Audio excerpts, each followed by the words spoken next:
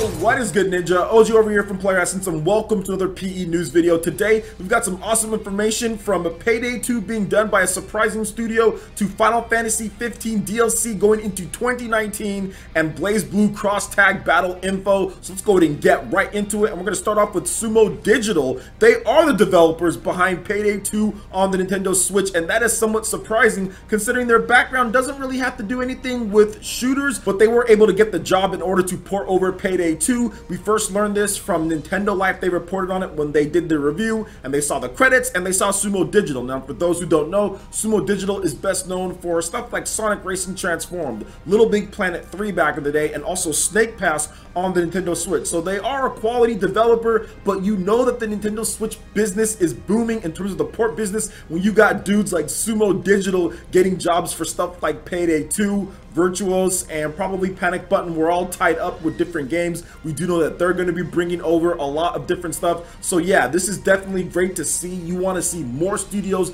getting more opportunities to work on the bigger franchises coming over from PC, PS4, and Xbox One. And I am completely happy that Sumo Digital got a chance to work on this. And from everything that I've seen and I have watched so far, the game is actually really good. It runs good on the Nintendo Switch. It looks good on the Nintendo Switch, and everything is shaping up for the game to get the constant updates and stuff that the other versions are getting. So I'm happy that Payday 2 is coming over. Not quite my cup of tea. I was playing Sword Art Online Fatal Talking Bullet. No, I'm joking. It's just called Fatal Bullet. But there's a lot of talking in that game. But yeah, I was kind of playing that game, and it's good. It's just I need to get to more of the action. But yeah, Payday 2, man, it's great to see it come over, and I want to see more ports come over from these studios. Now we know that Sumo Digital is definitely a competent developer that can bring over PS4, Xbox One style games to Nintendo Switch. So let's see more studios getting involved, more studios getting jobs to bring over the ports, and we can just get more games on the system. It's going to be interesting to see who actually ported over something like the Naruto Ultimate Ninja Storm trilogy. That's coming over to Nintendo Switch as well. So I wonder who's doing that one, because it doesn't seem like it's going to be CyberConnect 2. Those are the original developers of the games. So I'm not sure who's going to be porting this one over or who's going to have control of that, but it'll be interesting to see who ultimately ends up getting it. Maybe it's Virtuals, who knows. So what do you guys think about Payday 2 being handled by Sumo Digital, and what other developers do you think are going to hop into this? We do know that we have Straight Right, for example. They're the ones who did Legend of Zelda Twilight Princess HD. We don't know what they're working on when it comes to Nintendo Switch, so it'll be interesting to see if they hop into the mix here when it comes to the Nintendo Switch porting extravaganza in terms of the money that's coming out from these developers. Hey, port this to Switch. Hey, port this to Switch. I'm pretty sure that a lot of developers out there have a lot of games that they want to bring over, but maybe just not enough quality studios who can do it. So either way, this is good for Nintendo Switch gamers, as we're going to get a lot of games that skipped out on the Wii U and probably would have never came over to a Nintendo system if it wasn't for the amazing sales of the Nintendo Switch. So let me know all of your thoughts about this in the comment section below. Alright, and moving into the next article here. If you thought that Final Fantasy 15 was done with the Royal Edition, you would be wrong, because Final Fantasy 15 has 4 new episode DLCs planned into 2019. This game will just not go away. This would be 3 years of major support for a game if it goes into 2019 like they're planning, and that is just absolutely ridiculous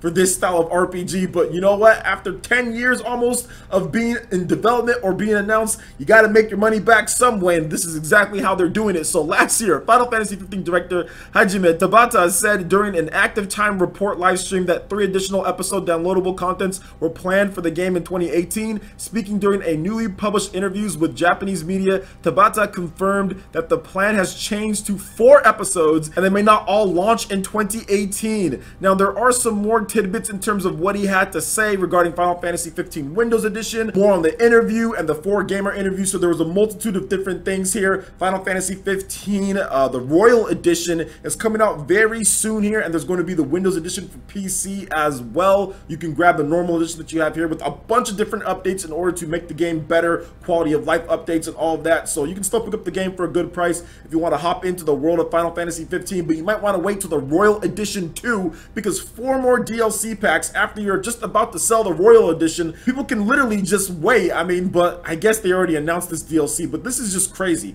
This is already so much DLC packed into this Royal Edition. It's almost essentially like a brand new game with all the different episodes and DLC that they have in there. From what I'm counting, if you count in the 4 from here, that's going to be over like 10 different DLC packs or something like that. At least 8 main ones when you have to like the episode Ignis and Prompto and Gladius, and then there's some other DLC, and then 4 more on top of that, so at least 7 major DLC packs on top of other little things. This game is like the Frankenstein of Japanese RPGs. They are just continuing to add this part and that part and change this mechanic and change that mechanic. It's absolutely insane, and I think it kind of reflects the insane development period that this game had and kind of what was going on with it, and that's fine. They obviously need to make their money back with this one because this game was ridiculously expensive, and while I do think that it's been successful and they've definitely made their money, they need to make more, because I just think that they spent so much money on this game overall. Just the development, the resources is absolutely crazy. In my opinion, it's too much. Like, I think that it's way too much in terms of what they've done for this game, and I would hope that Square Enix would take an easier development path. Like, there's no need, because it's not like Final Fantasy 15 has the greatest battle system of all time. I mean, it's not like it's like that style of game,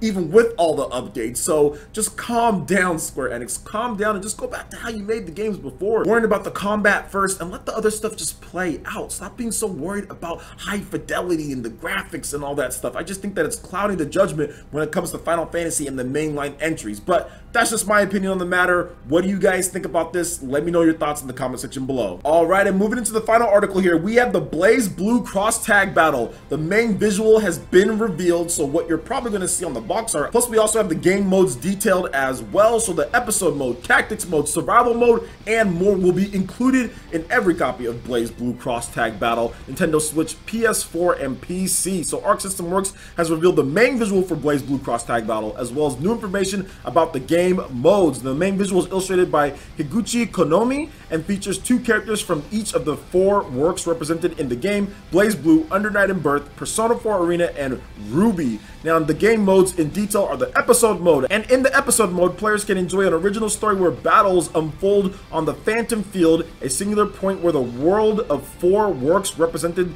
in the game come together. They also have the tactics mode, enjoy unique systems in BlazBlue Cross Tag Battle while acquiring new knowledge. You have the survival mode, defeat the challenges that appear one after the next. You have the training mode, which is very important, and how some games don't include training mode, so you can practice the game controls in various situations. You have the gallery mode, view all sorts of graphics including illustrations and movies. You also have the replay theater as well. You can check out replays of your recorded battles. So BlazBlue Cross Tag Battle is due up for the PS4, Nintendo Switch, and PC on May 31st in Japan and Asia, and June 5th in North America, and this game will be at EVO, so it will be at EVO. So if you want to get in on that EVO action, make sure you pick up the game day 1, but I'm sure a lot of you guys already know that. I'll be picking it up day 1, but I'm definitely not getting in on that EVO action, but I want to understand the game and what's going on and the mechanics and everything, so I'm going to make sure that I play it, so then when EVO does go down, I can kind of say, okay, oh, that's what that person did. And that's the type of mechanic that they use, just like how I do that with Super Smash Brothers, because I really play that game a lot, and I'm really into the in-depth mechanics of the game, so whenever I do watch it, whether it's EVO or whether it's tournaments, I kind of know what's going on here, whereas Guilty Gear, I don't know the mechanics of that game at all, so I'm just kind of like, yeah, just fight, you know, you guys beat each other up, so it's just kind of fun to watch. So I want to actually know the mechanics, so I'll be picking up BlazBlue Cross Tag Battle. These modes are looking really good. There's a lot of stuff in there. Practice mode, you have the gallery, of course, you have the story mode, which is being something that has to be in fighting games at this point. A lot of people start complaining when you don't have a story mode. Smash Brothers has a ton of content, it didn't have a story mode, and people kind of flipped out on that one there. So I do think the story mode is definitely necessary even at this point for fighting games, whereas before it used to not be necessary. All you can do is just like an arcade and you'll be good, like a ladder or something like that. But now I think you kind of need a story mode in order to kind of attract some of those other casual players and things like that. Mortal Kombat 9 probably started it for me, to where you can play a fighting game and have an amazing story mode, because that game's story mode was really good. So I'm happy that they're including that in there. They have the survival mode, which is good. That's the classic fighting game style. So I'm looking forward to BlazBlue Cross Tag Battle. I think it has a lot of great modes. I think it's going to be a great package overall. It's going to have, of course, great fighting mechanics. Arc System Works, they are the masters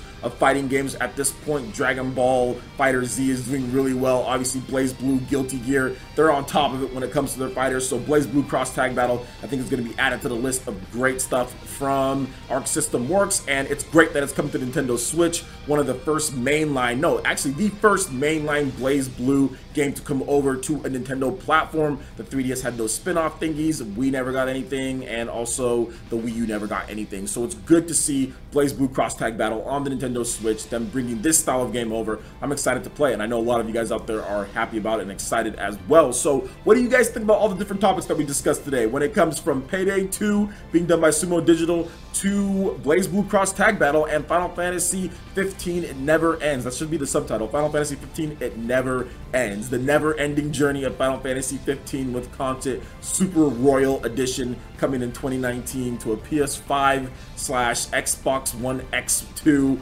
near you. No, I'm joking with all that. So what do you guys think about all this? Let me know your thoughts in the comment section below. All right, Ninja, that wraps it up for this video here. Go ahead and check out the links in the description below. We've got Facebook, we've got Twitter. Go ahead and give us a like and a follow on our social media. Really helps us spread the content of Player Essence across the webs in addition to YouTube. Also, make sure you check out our Patreon and YouTube Live gaming page and consider supporting Player Essence. When you do so, it gets you access to all sorts of cool benefits, perks, rewards, and emails via YouTube sponsorship. So check out the link in the description below and consider supporting Player Essence right here on YouTube. Hit that like button if you did like this video. Let me know you guys want more content like this going forward in the future. And subscribe to Player Essence for the latest RPG, Japanese, and Nintendo gaming news. Thank you so much for watching. I will catch you for the next video. Peace.